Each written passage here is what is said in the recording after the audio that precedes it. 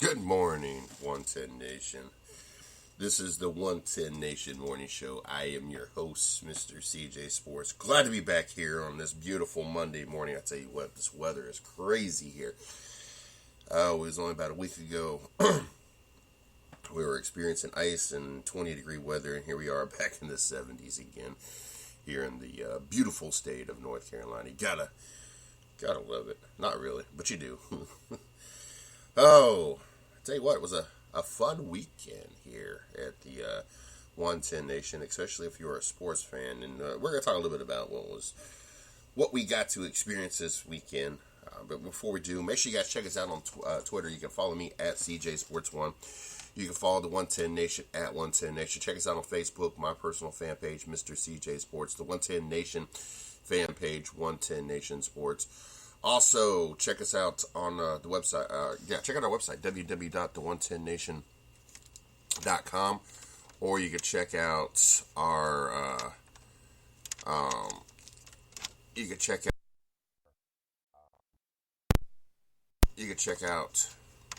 our, blog site, www.the110nationsports.com. For all the latest going on here at the 110 Nation, make sure you guys do that. Check us out. Tell you what, we had Pro Bowl this weekend. We had the NHL All-Star Game this weekend. Oh, we had the 24-hour Rolex in Daytona this weekend.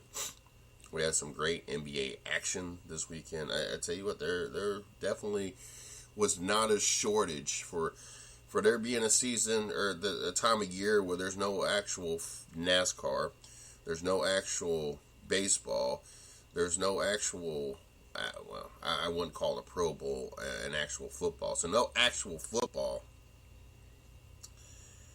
It was still a very entertaining weekend. I mean, you can't complain or feel that, there was any really shortness of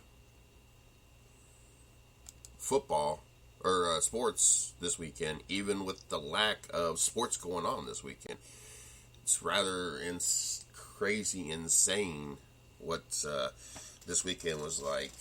I got I got the opportunity to do something this weekend that I hadn't done before, and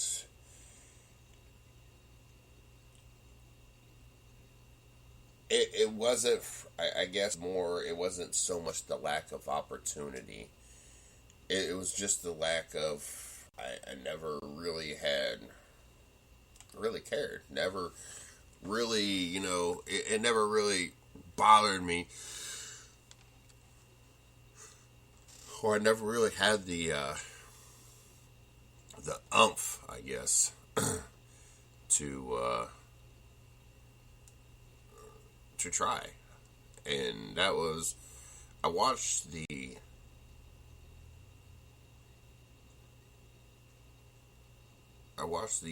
NHL All-Star game. Not only the game, but I caught almost the whole weekend. The only part that I caught short,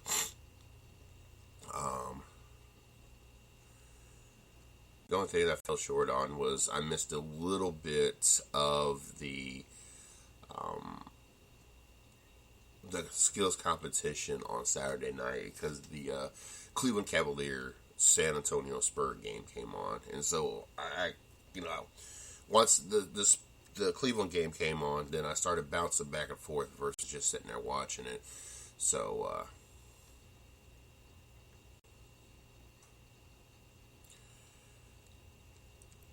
and so till that point, I got to catch it all for the first time, and then um,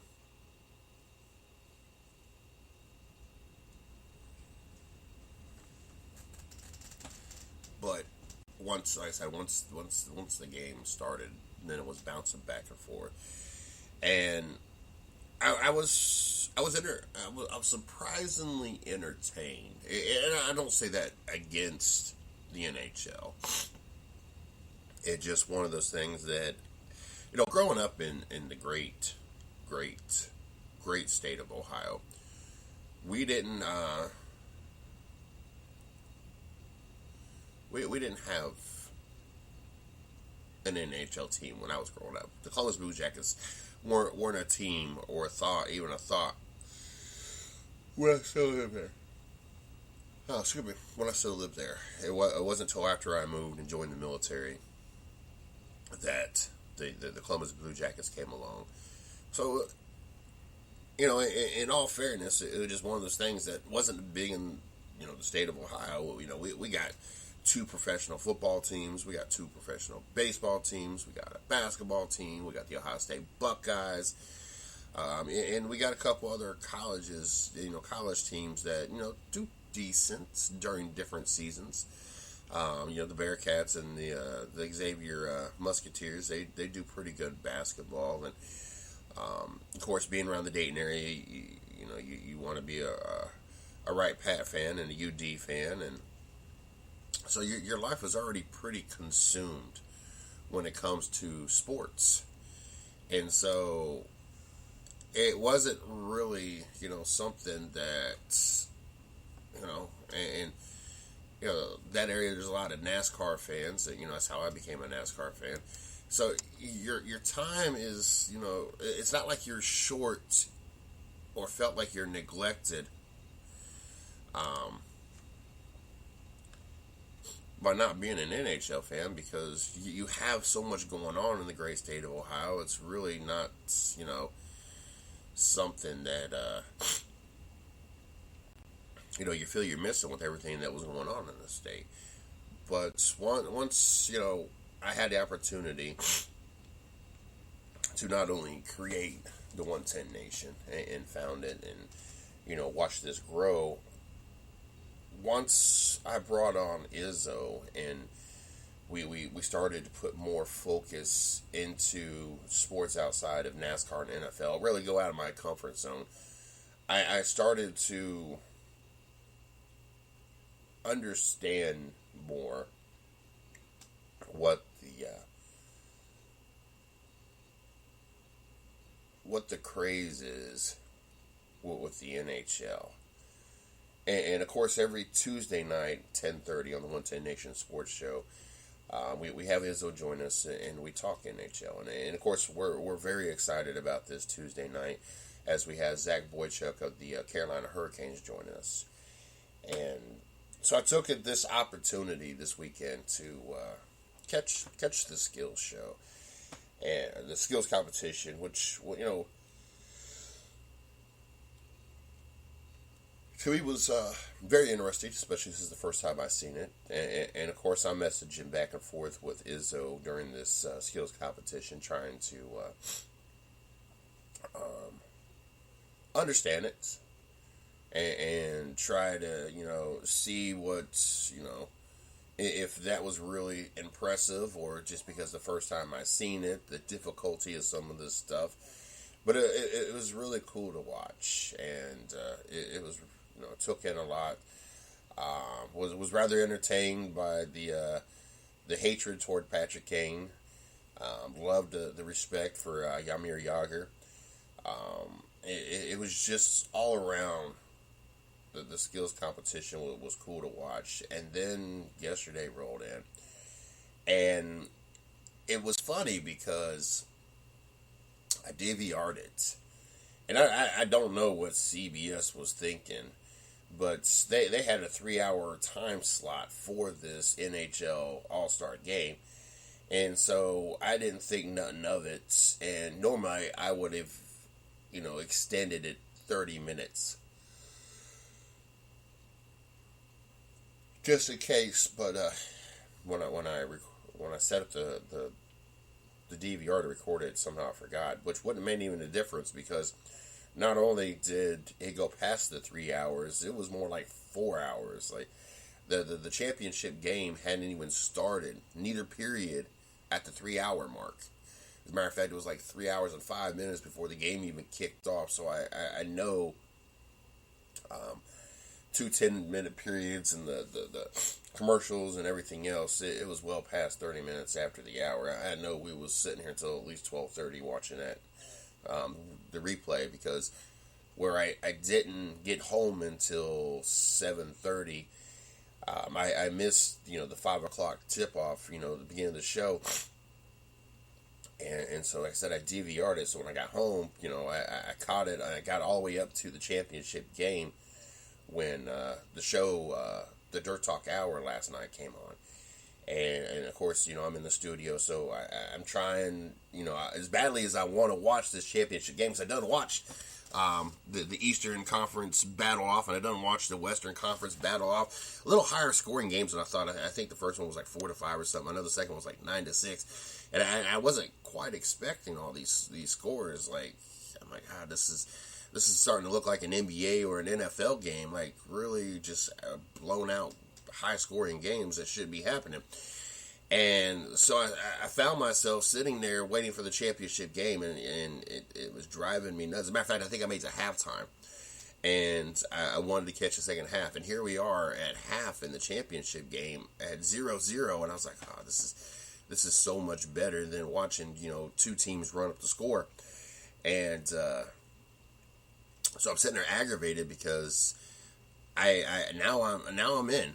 Like, now the chips have all gone in, and I'm sitting here eager to see who wins the championship. And you have no idea how bad I am twiddling my thumbs here, because now I'm staying off the main my blah blah blah by my main time feed, because I don't want to know who wins. It totally just kind of defeats the purpose of me sitting here and watching it, and I'm bad for that. I can't not stand to know who wins something before I get to watch it, or I won't watch it at all. I mean, I've had people, I can remember one time, oh my God, I was so mad. I had DVR, this is way back, I think it was like when around the time frame Jimmy Johnson won his first championship. You're talking about 8 years or so ago at least at this point. I can't remember exactly when. But I can remember I DVR'd a race, and I avoid the paper at all costs. We had the paper come in every day. We had something set up with the local newspaper where they dropped us off papers. And at all costs, I made sure that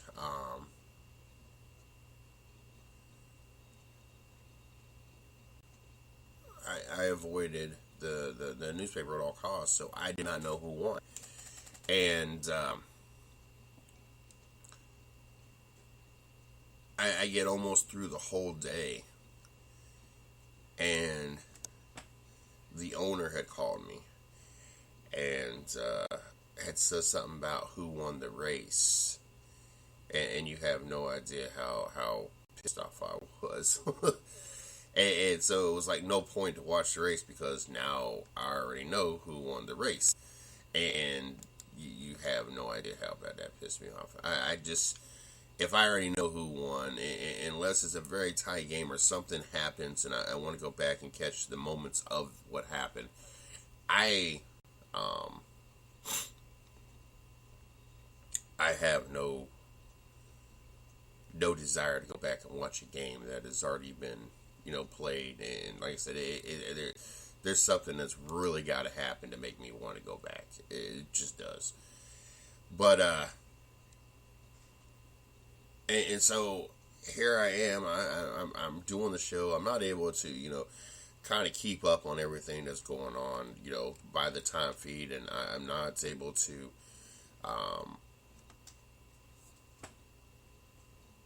share nothing, and while I'm on the show listening, and it was a great show last night, don't get me wrong, I was very entertained with Kenny Carroll and Brian Shirley that came on the show last night. If you guys missed it, make sure you guys go over to our fan page, the 110 Nation Sports, and check out the links to last night's show. Also, we had Dirt Talk, Happy Hour Garage. We had that running from 7 to 9, but I'm sitting here twiddling my thumbs. I'm wanting to unpause it, but the other side of me doesn't want to miss anything, and so I'm supposed to be watching the studio. I got chat rooms or Messenger opening with both the hosts to make sure that I'm in contact and I'm not missing anything, so that the show runs smooth. And now at this point, I'm just eager because now I got a 0-0 halftime score. I got, already the buildup of 2.5, you call them games, but 2.5 periods. And I'm ready to sit here and watch the third. And like I said, the first game, Atlantic and Metropolitan, Atlantic wins 4-3. And then you have the second game, Pacific runs up the score 9-6 on Central. And so when we go from watching 22 points scored in the first two games to here we are halfway through the third, the championship round, and it's 0-0. Now I'm on the edge of the seat. Now I'm ready to, see this hype and take in more of this 3-on-3, which was excellent to watch. And, we're sitting here watching it, and, me and Shorty's, she's enjoying it. She's, getting into this as well. And I was like, I think I can do this hockey thing. And she goes, I ain't complaining. I'm enjoying it. And so it was like, we already got 8 million, gazillion, trillion things on our plate between the NASCAR season coming up around the corner, Super Bowl weekend next weekend, the NBA season on the second, getting ready to be on the back half of their season, March Madness right around the corner, everything going on, and we're looking at possibly adding one more thing to our schedule of things to watch. And I'm just like, yeah, where do we find the time? Because this is something that needs to become more regular. This needs to be part of my weekly routine. And to watch this game come down to a 1-0 Pacific over Atlantic win was, it was a great game. It was fun to watch. The NHL and what the product they put on during the All-Star, one gives me a kind of a more of a clear-cut, idea of what to expect on an All-Star weekend, and it gives you an idea of what the All-Star or Pro Bowl or whatever your sport wants to call it,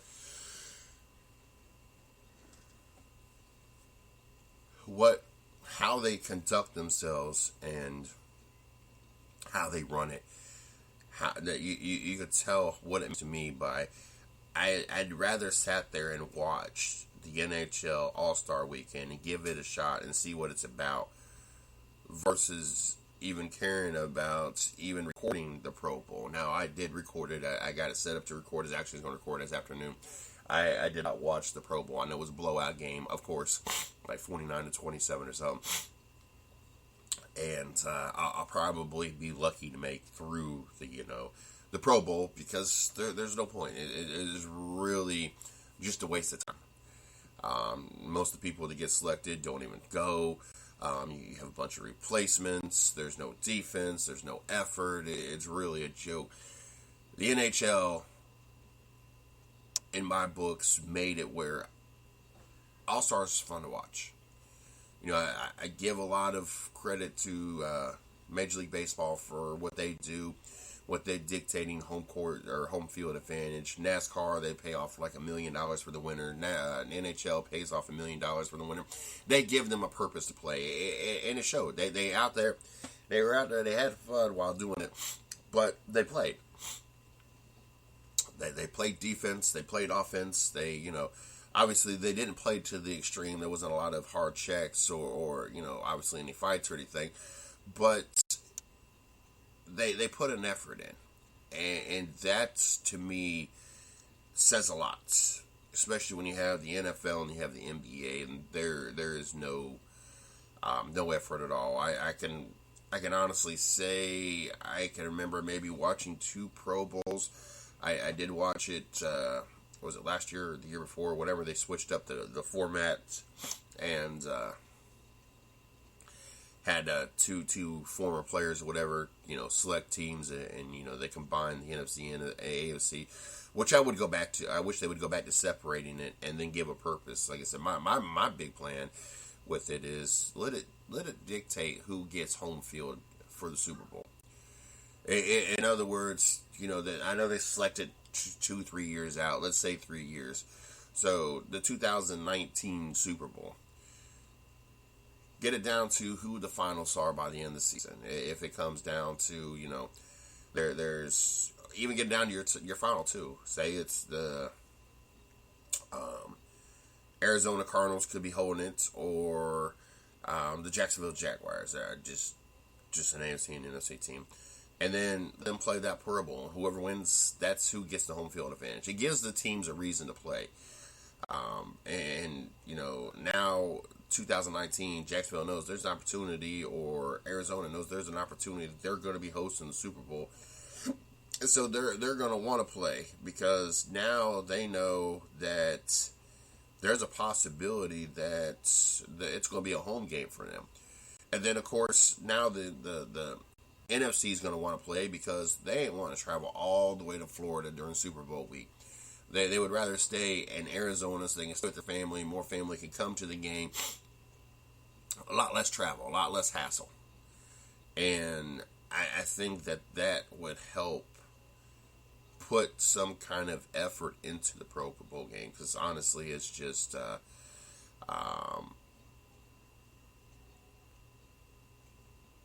It just, I don't know, it's horrible to watch. And same thing with the NBA. They need to do something, find a purpose, make a reason for them to want to actually put an effort into the game, versus just be there and kind of stand around and watch each other dunk and stupid stuff. But All-Star, the NHL All-Star game was in the whole weekend was just beyond entertaining to me. I was very, very pleased. Very, very glad that I took the opportunity to sit down and watch, these guys, play and put on the show that they put on, because it was definitely a fun thing to watch, and definitely will be sitting there next year watching the All-Star game. But more specifically, it also helped me want to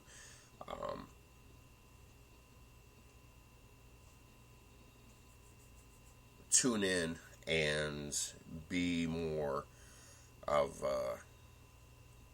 a fan, and really take in more of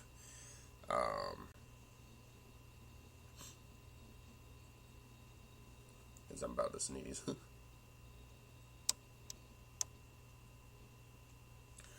Taking more of what's going on in the NHL. Like I said, we got Zach Boychuk joining us tomorrow night, 10:30 here at the on the 110 Nation Sports Show. So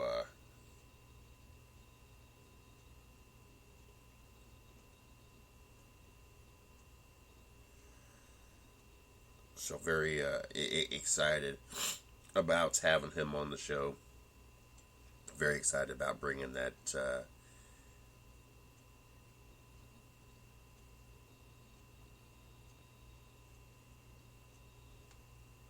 having the opportunity to bring that to the 110 Nation, and just glad that we're blessed with the opportunity. But yes, I definitely enjoyed the All-Star game. Definitely enjoyed the skills competition. I tell you what, it's crazy to see. One, it's crazy to know that they're hitting those pucks at 108 to 110 miles an hour. That to me is beyond insanity. But just to see some of the stuff they had to do during this competition was kind of mind-blowing. They definitely impressed. And like I said, definitely glad I sat down and took the time, and looking forward to catching some more games, and catching next year's All-Star game again. I don't know, just crazy. Talk about crazy. I watched the the San Antonio Spurs and the Cleveland Cavaliers. And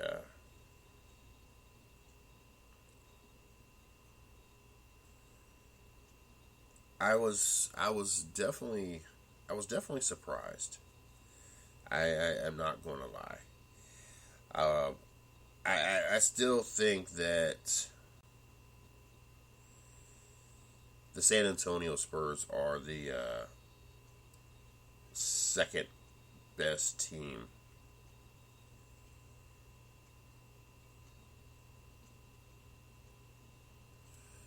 I still think that they're the second best team in the whole NBA. Or I'm sorry, yeah, still it's still the second best team in the whole NBA. And yeah, with not having Tim Duncan out there on the court, might have made a difference. I don't think enough of a difference that the game would have gone the other direction. I like what we've seen out of the Cleveland Cavaliers. They're like 4-1 under Coach Lue. They're 15-13 over the last 18 games. I know people make it seem like the Cleveland Cavaliers, oh my God, they're falling apart. The Cleveland Cavaliers, this, the Cleveland Cavaliers are that.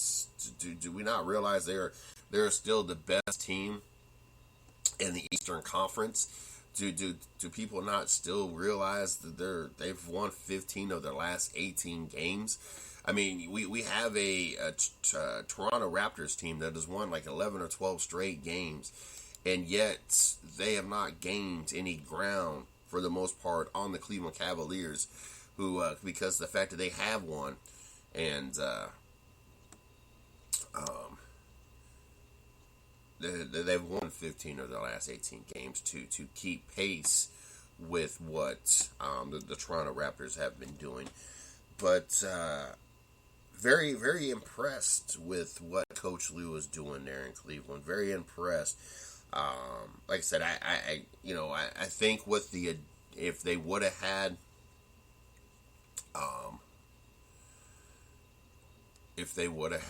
Tim Duncan out there, I think the game might have been a little bit closer than Cleveland leading by double digits almost the whole single game, getting up to either 17 or 19 points at one point in time before eventually winning by, I think, 12, 15 points, something like that.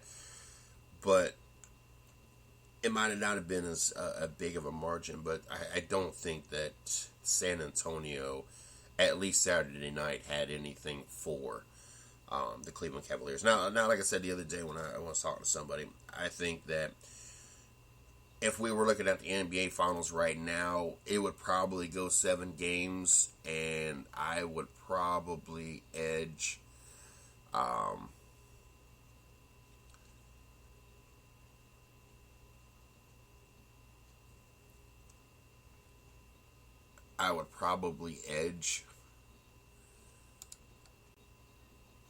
the San Antonio Spurs over the Cleveland Cavaliers in 7 games, barely. I think it'd be a close, hard-fought matchup. Right now, I still think that Golden State is clear cuts would take Cleveland 5-6 games easily. Just kind of same results last year. But with that being said, I think that if the Cleveland Cavaliers continue to build off what we've seen over the last, especially 2 games, with Kyrie Irving, Kevin Love, and LeBron James all scoring 20 plus, all of them getting involved, all of them playing at this high tempo, high caliber basketball.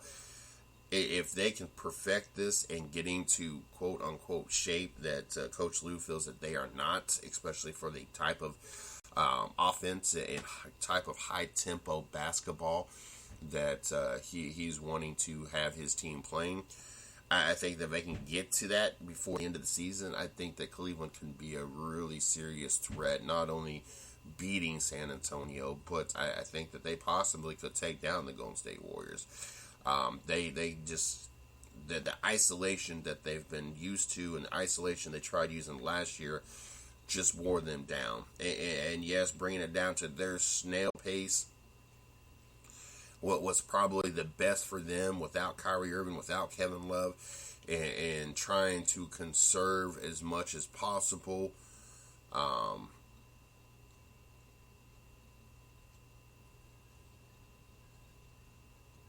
but I think that with a healthy team, um, like they have right now, I think that way Coach Lue wants this team to run and what he is trying to accomplish, I think that will really change a lot of people's opinions of not only of the Cleveland Cavaliers, but even how clear cut favorite that the Golden State Warriors are at that particular time. It's going to be fun to watch. And obviously the Cavaliers are having fun with this, and they are I think building confidence every game under Coach Lue. Confidence that they are better in what they thought. And this is not a shot at David Blatt. David Blatt did a phenomenal job. Took a team in his first season, and really the first season of rebuilding this team, all the way to 6 games against Golden State in the NBA Finals. A team that lost Kevin Love early in the playoffs and lost Kyrie Irving game 1 of the NBA Finals. Got an opportunity to see some of these players, such as like Dellavedova, step up and play at a whole different level. Tristan Thompson, who kind of helped carry the Cleveland Cavaliers, especially in the paint throughout the playoffs, but even step up even greater. And I love the coaching changes, the player roster change. Right now, we got Kyrie Irving, we got LeBron James, J.R. Smith, LeBron James, and Kevin Love and Tristan Thompson out there. To me, a much better and effective starting lineup than having Mozgov in it. I think Mozgov at this point is better coming off. Because I'm sorry, but Mozgov is way too big of a guy to be having troubles getting rebounds and being out-muscled and out-rebounded.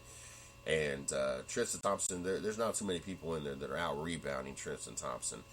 And I'm sorry, but also Mozgov is too close to the rim, too tall to be missing as many layups and dunk opportunities that he misses. So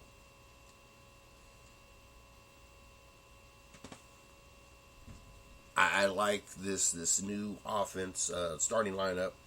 I like the rotation. Now, if they can just get themselves in the shape that they need to be to continue doing this run and continue playing this high tempo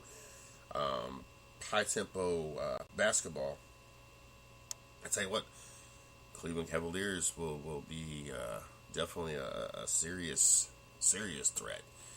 But I still have Golden State, who are now 44-4. Their win last night with Klay Thompson scoring 34 points continues that run. Tell you what, they about lost to the 76ers. We watched them beat Cleveland by 34. We watched them beat Chicago by 31. We watched them beat San Antonio by 30. And then with 2 seconds left, Harrison Barnes hits a buzzer beater to beat the 76ers, which makes no sense to me. How were you able to take down 3 of the best teams in the NBA by 30-plus points? And then the 76ers, it takes you down to shooting the last shot with 2 seconds on the clock to win the game. Is beyond me. I don't know if they played down to their competition or what the insanity was, but yes. I saw that and watched the highlights. Gary Payton has trash talk battle with nation's top prep player. Hall of Famer Gary Payton may have been the greatest trash talker in the NBA history. Now 9 years removed from his playing career, Payton showed his mouth is still working as much as ever and went back and forth with nation's #1 high school player Josh Jackson while sitting courtside. He didn't do his homework, Payton told Yahoo Sports. That's it. He's a kid and he's having fun. I respect him because he has a lot of dog in him to come back and talk. He has a lot of gall to do that, so that's good. But in these situations, you got to understand if you're going to talk it, you got to back it up. Back it up. Peyton might have been the only NBA player who enjoyed succeeded in trash talking with Michael Jordan. Peyton once told the then Minnesota Timberwolves coach Sidney Lowe to sit down, Smurf. The Glove also once told the heckler during a road game in Sacramento, "You're paying to see me. I'm not paying to see you. So why don't you shut up and watch the game?" But no one, however, was expecting Peyton to trash talk when he sat courtside to watch his son Julian play for Phoenix Hillcrest Academy against Napa Prolific Prep on Saturday night. Jackson, 18 years old, is a senior guard for the Prolific Prep and is ranked number one in high school basketball player in the class of 2016 by Rivals.com. The trash talking started when Jackson gave Peyton a stare and screamed in excitement after he hit a three-pointer near him in the second half of the close game. "You better tell them, Hillcrest, to stop talking to me," Jackson told Peyton. Peyton wasn't shy in telling Jackson he couldn't shoot, among other things. "You got to be to my level," Peyton told Jackson, loud enough for the packed crowd at Napa Valley College to hear. Prolific Prep needed a late rally to outlast Hillcrest 77-72 for the victory. Late in the game, the 6'8" Jackson emphatically blocked a layup attempt from Julian Peyton out of bounds. Afterward, Jackson turned and stared at Julian's father. Gary Payton laughed loudly and said, "That's funny. It was real fun. I'm a trash talker. He's a trash talker. We kind of went at it a little bit, but it was all about respect," Jackson told Yahoo Sports. Tell you what, that's it's got to be entertaining. You get the opportunity. Not only are you the best player in college basketball, and the future's bright for you, but you get the opportunity. NBA's biggest trash talkers ever at the sideline. It just so happened you're playing his son, and then you get an opportunity to kind of jab back and forth. I tell you what, I'm sure that this kid has a lot of stories to tell. He's had an opportunity and will have an opportunity to experience a lot of things, but this is probably be one of those days that he probably will never forget. And not only did you trash talk, but at a high school game, and when you get to the college level, yes, it's a little bit more of okay, I've made it to the college level. I've kind of earned, somewhat of a right to trash talk. And if he continues down this path, obviously,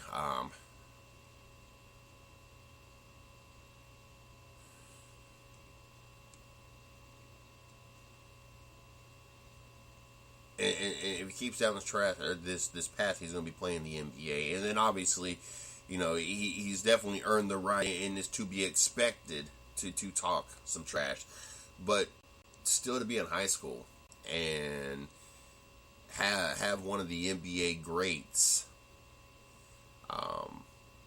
That's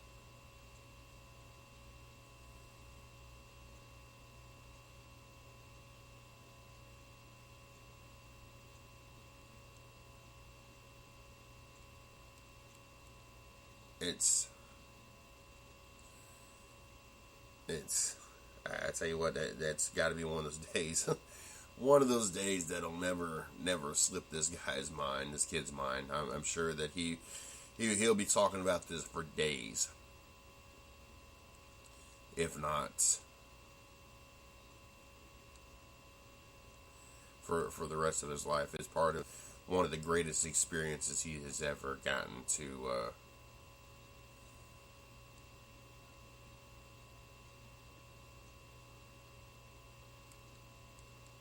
And so, I tell you what. Oh, Calvin Johnson. So happened to be 30 years old, same age that Barry Sanders was when he made this announcement. But Calvin Johnson told his family Lions he plans to retire. Yes, the NFL is about to lose one of its greatest wide receivers at this current time. I'm not going to say all time. I don't even know if I'd put him in the top five. It's not a shot at Calvin Johnson, but more of where this league has gone to. I'm sorry, but to me, it's a total disrespect to Jerry Rice and the Rice family and Rice fans for the fact that Calvin Johnson owns the single season yardage record.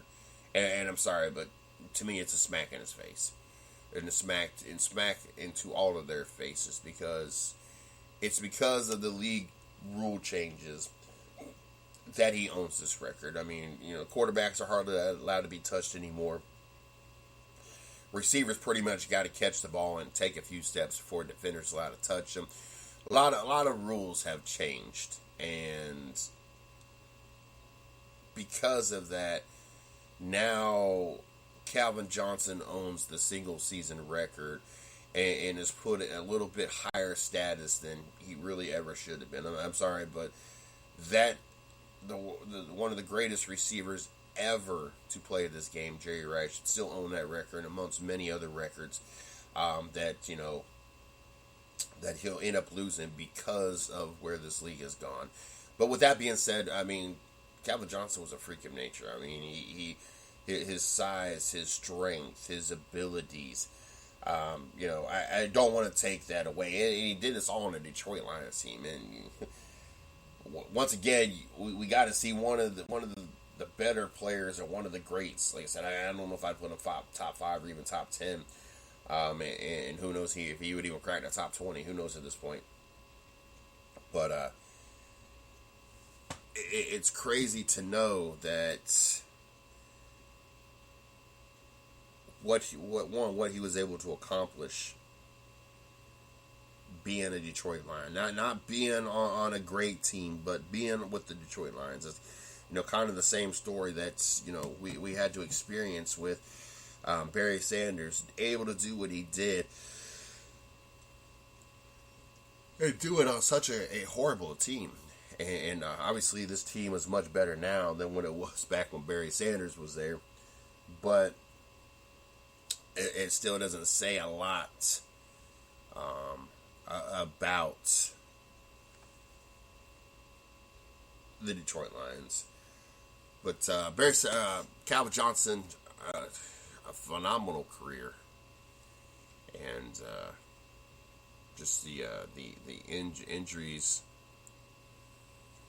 just wouldn't allow him to continue playing at the level that he wanted to play. Getting ready to turn 31. 9 seasons in the NFL.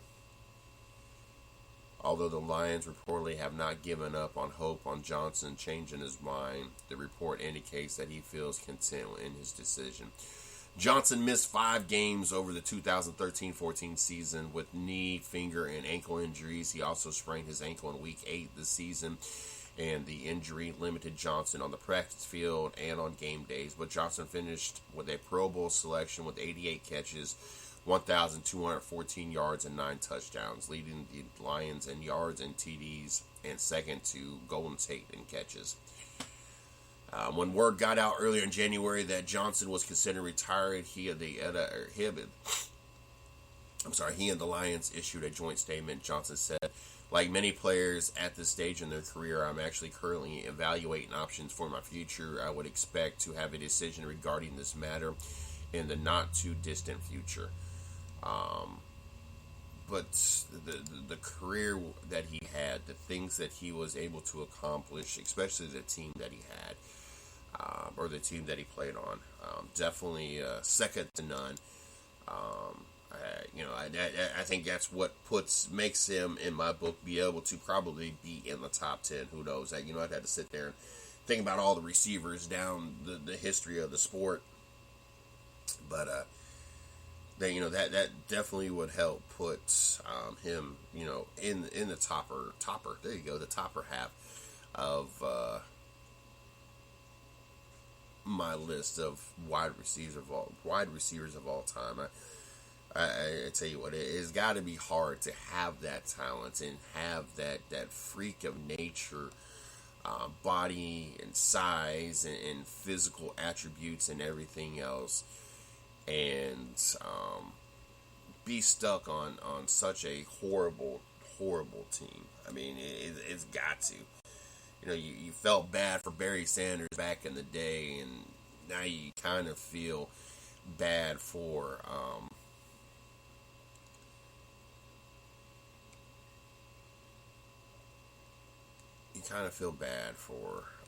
Calvin Johnson, knowing that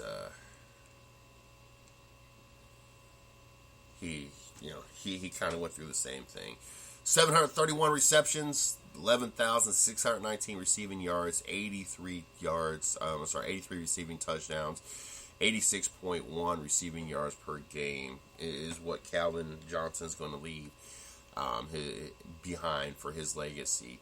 Like I said, a very promising career.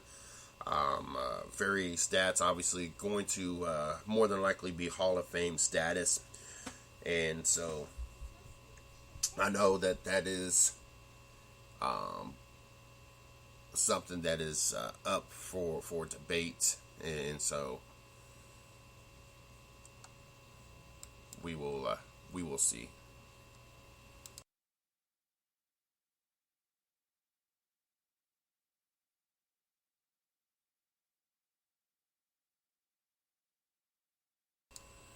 Speaking of Hall of Fame, T.O. gets Hall of Fame nomination. And some people ain't too happy about that, especially if you are a St. Louis Rams fan or an Isaiah Bruce or a Torrey Holt fan. I'm sorry, but I don't necessarily agree with the anger here, because love him or hate him, he was one of the best wide receivers to play the game, and stats don't lie. And what T.O. accomplished, touchdowns, receiving yards, what he helped do. I mean, he was one of very few wide receivers that, really the only wide receiver, that even made Donovan McNabb look somewhat good as a quarterback. McNabb probably one of the most highly overrated semi-okay quarterbacks. I mean, for him to be okay, and the hype of him just being okay was still highly overdone. I understand that those receivers helped the St. Louis Rams and to be successful as they were in their time, but and I know this is not an individual sport, but the Hall of Fame is an individual. It's not the St. Louis Rams getting inducted to the Hall of Fame, or it's not, the Philadelphia Eagles or the Dallas Cowboys or the Buffalo Bills or whatever, Cincinnati, whatever team you want to label down for Terrell Owens.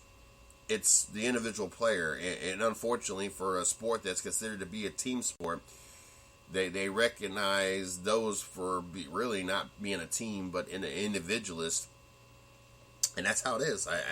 It's funny, but at the same time, it's not. So, I'm sorry, I don't agree with Mike Martz, Mark Martz, or any of the St. Louis, I guess would be Los Angeles Rams now at this point. But any of the Rams Nation, any of those that are criticizing, all the chat room groups and Facebook groups that I have came across that talk about this and upset, I don't agree. Even though this is not an individual sport, the Hall of Fame is an individual award and an individual accomplishment, and you're being recognized for what you did as an individual, not as a team, which, like I said, it really kind of sucks, because that's not how this game is supposed to be played. But with that being said, and that's how the format is, and how, it is,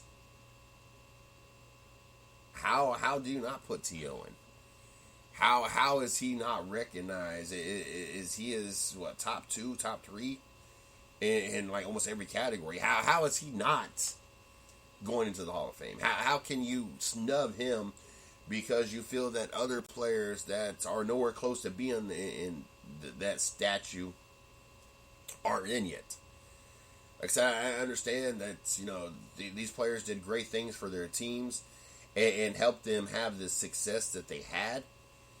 But at the same time, this is the Hall of Fame, a committee that recognizes a player for being an individualist, not a teammate. And with that being said, you got to put T.O. in, and you got to put him in ASAP because of the records, the accomplishments, everything he has done as a wide receiver. You might not like his mouth. You might have not liked how he conducted himself. You might not like the situations of different teams, and he did entertain us. And we were talking about this whole Cam Newton garbage. It's sad that Cam Newton has managed to make Super Bowl week all about him. When this is an opportunity for your team to feel included, an opportunity for it to be about the Carolina Panthers, Cam Newton makes it about Cam Newton. And when he throws out the race card to draw attention to himself, sounding like probably one of the most ignorant people in the face of the earth right now, because people not liking him has nothing to do with the color of his skin. Most people give two craps less what color he is. He managed to make the focus to be about Cam Newton. And I had people talking. We brought up why people don't like him, and a lot of people just are not educated enough. They just assume, oh well, he said it's because he's black, so yeah, that's got to be. No, that's not the reason. It's because he cheated and stole while he was at Florida and got kicked out of the University of Florida because of the whole pay to play in Auburn. Just how he's conducted himself throughout his life, not because of the color of his skin. And we're talking about celebration. I said, it's another prime example of why people have been rubbed wrong. I mean, we watched Antonio Brown get a touchdown, run straight through the end zone, and then tries to hug the field goal post and slides down. Yeah, okay, you're not supposed to do it, but okay, he did it. He was done. It was over with. Meanwhile, every time Cam Newton scores a touchdown, there's like a 5-minute dance-off and then a ball given out. So how do we fine Antonio Brown like $20,000 for excessive celebration for doing something that took a total of maybe 10 seconds and it was over with? But we let Cam Newton do a dance-off and give out balls, and there's nothing to be said. The inconsistency of the NFL is another reason why the NFL fans out there that don't like him don't like him. I mean, they just don't care for him because of it. But we was talking about how we used to get to watch this person celebrate and this person celebrate. It was no big deal. Well, let's be honest. T.O. really hurt that, and then of course you had Randy Moss throwing his 2 cents in, trying to get the spotlight as well, and it did get out of hand. And I understand that. And watching a touchdown celebration, yes, it can be entertaining and make you chuckle, but it does take away from the professionalism of the sport. So I completely understand, and T.O. kind of helped kill the touchdown celebration, but like I said, in the Hall of Fame, for some reason or another, people are recognized for being an individualist versus being a team.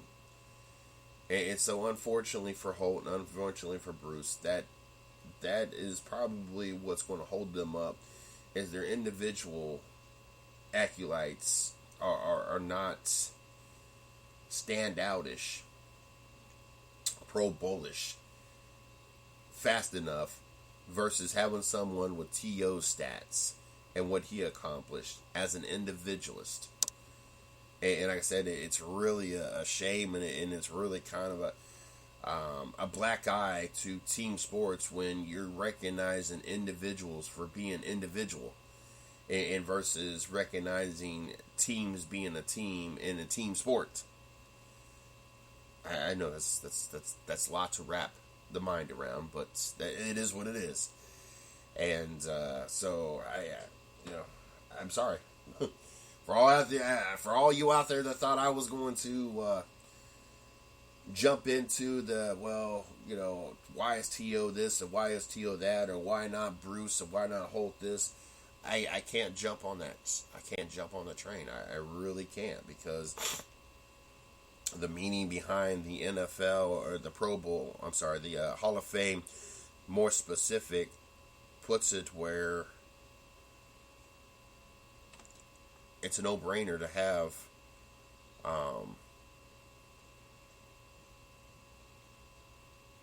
T.O. in the Hall of Fame as ASAP and ahead of a lot of people. It just is really a very simple no-brainer. So don't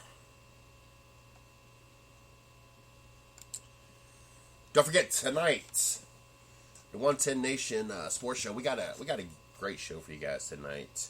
As a matter of fact, I got to update the show description, because we had an add-on that I didn't know about. Tonight we got Allie Kern, part of the Drive for Diversity program. Great driver from the great state of Ohio. Gotta love that.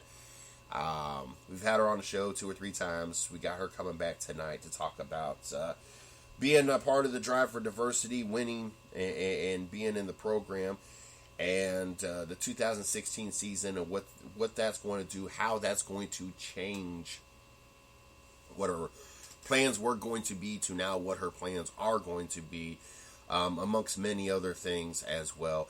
Also, we got Rashard Mitchell, the author, making a return to the 110 Nation Sports Show tonight to talk about the latest book that he wrote, the 50 underrated quarterbacks in the NFL. So looking forward to having an opportunity to sit down and having him back on the show and talking with him as well tonight. Don't forget, you can follow me at CJ Sports 1. You can follow the 110 Nation at 110 Nation. Also, check us out on Facebook, my personal fan page, Mr. CJ Sports, the 110 Nation fan page, 110 Nation Sports. Also, check out our company site, www.the110nation.com, and check out our blog site, www.the110nationsports.com. Today, last night, I set the DVR. Last night, they replayed the Senior Bowl, so today I got the Senior Bowl. I'm going to sit down, chilling, and watch. Like I said, I got the Pro Bowl. It's replaying over, I think, on the NFL Network later today. I got it DVR'd so I can catch that. So I got a lot of catching up to do, as it was a long weekend, a lot of hours, so I didn't get to see. So what did I work? 24 or 12, 22 hours. Yeah, weekends are long for me. I usually get over half my hours on Saturday and Sunday. And when I say weekend, just Saturday and Sundays. I'm off usually Fridays. And I did work this Friday. So, got today and Thursday off for this week. But, got a lot of catching up to do. A lot of stuff around the studio. A lot of stuff on the sites. Got to get the Dirt Talk Hour up on the company sites. I got an article to do for the blog sites. I got 2 bowl games, the Pro Bowl and the Senior Bowl. Got to get some stuff together to go to storage. I got to finish. I got like 3 boxes left, and then I'm finally done with all the unpacking. 3 weeks later, tell you what, running a company and then working a full-time job and kids and everything else, it has been hectic and crazy and just plain stupid. But we about to get all that wrapped up. But make sure you guys tune in tonight. Great show planned for you guys today. Check out Hangouts in the on Facebook, there we go, Facebook or Twitter. I'll be around all day long for those that want to tweet back and forth. Big week for us here at the 110 Nation, so make sure you guys stay tuned and make sure you guys check us out. For those that are going to catch us tonight, looking forward to talking to you, and for those not, I will catch you guys tomorrow morning. You guys have a great day.